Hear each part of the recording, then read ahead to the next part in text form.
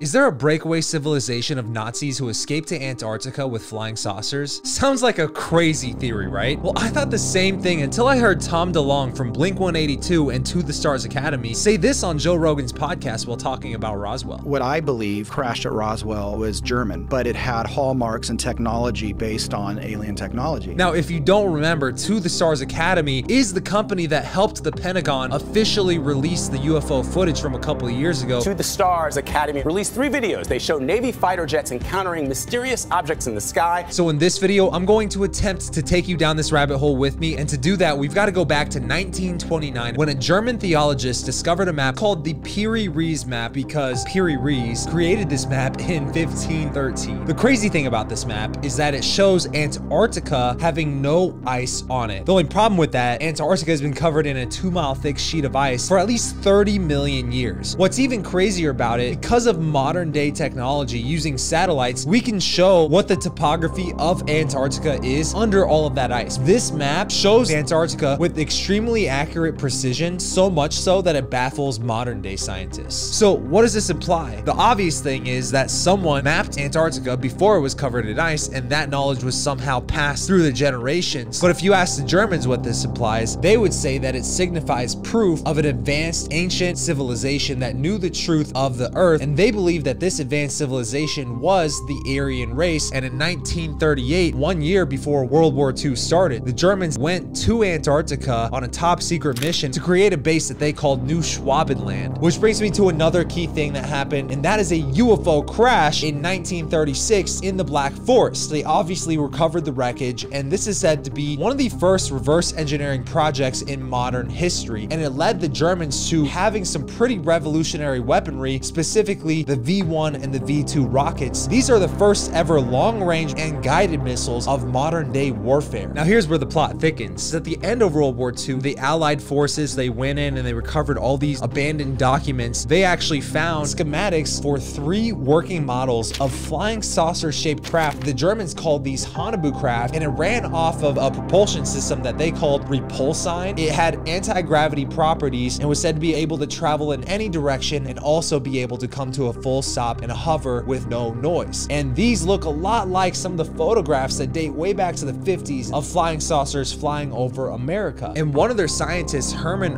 who's known as the father of the modern day rocket, he said, quote, "We cannot take credit for our record advancement in certain scientific fields alone. We have been helped." Now, I know what you're thinking. If Germany had access to this type of technology, then why didn't they win the war? And a lot of people think the reason why they were trying to combine 1940s weapons with this advanced flying saucers. So the Germans had these flying craft, they just didn't quite know how to weaponize them yet. But the Nazis had a breakaway civilization that fled. This was confirmed by the host of Hunting Hitler, Tim Kennedy, when he was on Joe Rogan's podcast. A lot of Nazis did escape and go to South America. There's no question. Thousands, if not tens of thousands of high-ranking Nazis made it there. In 1945, 2 submarines from Adolf Hitler's personal convoy entered Argentina and surrendered to Argentinian law enforcement. Are there any eyewitness accounts of Hitler in South America? Potentially legitimate. Absolutely, potentially. Eyewitness accounts, I saw him get off a boat. I saw him meet here. And those Nazis actually talked about another fleet that broke off and went to their base called Station 211 in Antarctica. If you had $1 million, you got to put it on one side or another. Did he go there?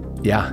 Whoa. The way history is written is wrong. That's clear. So that brings us to Operation High Jump, which was supposed to be an exploratory mission of Antarctica by the US. It was going to be led by Admiral Richard Byrd. Now, the only weird thing about this, it was supposed to be for scientific reasons, but they basically went down with an entire military fleet. Specifically, they had a submarine, an aircraft carrier, 13 ships, 33 aircraft, and 4,700 soldiers. The official explanation for the purpose of this mission was to determine what conditions would be like in case Soviets decided to invade through the South Pole, but unofficially, it was also to look for remnants of Nazis who had fled to Antarctica. And there was actually a press conference held with James Forrestal, who's the first ever Secretary of Defense for the United States. We're gonna get into James Forrestal in a second, but James Forrestal was talking to Admiral Richard Byrd just a few months before Operation High Jump. He said this was the greatest polar expedition in history, and then Richard Byrd was quoted saying, "My expedition is military military in nature. Now, here's the thing. They had enough resources to last 8 months in Antarctica with all of those men. 2 months into the mission, the whole entire fleet is retreating back to the US with their tail between their legs. They had 68 sailors killed in action. They also lost a carrier and over half of their aircraft. Richard Byrd, on the way back from Antarctica, made a pit stop in Chile, and reporters in Santiago reported a statement from Richard Byrd saying, quote, "In the event of another war, America can be attacked by an enemy that has the ability to fly from pole to pole with incredible speed." And when asked about what happened, they talked about this mysterious battle with these superior flying craft they could barely even conceptualize. John Sayerson, who's an Air Force pilot who was on Operation High Jump, said, "The flying saucers were jumping out of water like crazy and flew between masts of the warships at such speed that streams of air tore radio antennas. They silently rushed between the ships and were continuously spitting terrible fire. These objects did not produce a sound. Some fighters had time to take off, and in the blink of an eye, they were struck by unknown beams scattered from forward parts of these flying saucers. We started counting our losses. They were terrible." And the details of this mission were immediately classified. In fact, Richard Byrd is on record after being debriefed by the Pentagon saying, "I am placed under strict control via the national security provisions of this United States of America. I am ordered to remain silent in regard to all that I have learned on the behalf of humanity. I am reminded that I am a military man and I must obey my orders." Which brings us back to James Forrestal, the first ever Secretary of Defense for the United States. And here's why he's the first ever Secretary of Defense. Because prior to World War II, we didn't have a Secretary of Defense. In fact, we didn't have a Secretary of Defense until 1947 when a flying saucer crashed in Roswell, New Mexico. 2 months later, James Forrestal, who was the Secretary of the Navy before, was promoted to Secretary of Defense, and he's also one of the 12 names listed on the MJ-12 document about a secret group, including the president, including James Forrestal, and 10 other men who were the only ones allowed to know the truth about the presence of UFOs on planet Earth. And this whole government cover-up is rumored to have started right inside of the Majestic 12 group. So James Forrestal, him and Admiral Byrd had a direct line of communication where they could openly talk about the details of Operation High Jump. And when he learned the truth about what was going on down in Antarctica, it said that he had a mental break and wanted to reveal this to the American public. And because the rest of Majestic 12, they didn't want these details getting out, they put him in Bethesda Medical Hospital, saying that he had suicidal tendencies and he was being kept there against his will. His family, his wife, they were not allowed to visit him. One day before his brother was scheduled to pick him up, that night, James Forrestal falls out of the 16th floor of this building and is later said to have committed suicide. And a lot of the nurses were saying that in the days leading up to his death, he was rambling about crazy things such as Nazis having flying saucers and being helped by aliens, and they had bases in Antarctica, and these were all just ramblings of a madman. And what they found in the moments before he randomly stood up and jumped out of the window, he was writing down a classical poem into his journal, and he stopped halfway through. I don't know about you, but if a guy's writing down a poem and he stops halfway through, I would think he probably has future plans to try to finish the poem. Either way, his death was immediately listed as a suicide, and the ramblings of a madman were immediately written off. Nobody ever really talked about it. To this day, most of the research going on in Antarctica is still top secret, and the general public is not allowed to even go down there. Now, in future videos, I do want to go further into Majestic 12 and the government cover-up of UFOs, so make sure you're subscribed as we go further down this rabbit hole. And if you thought today's video was mind-blowing, then you need to watch this video right here about a handshake agreement that allegedly occurred between a US president and extraterrestrials.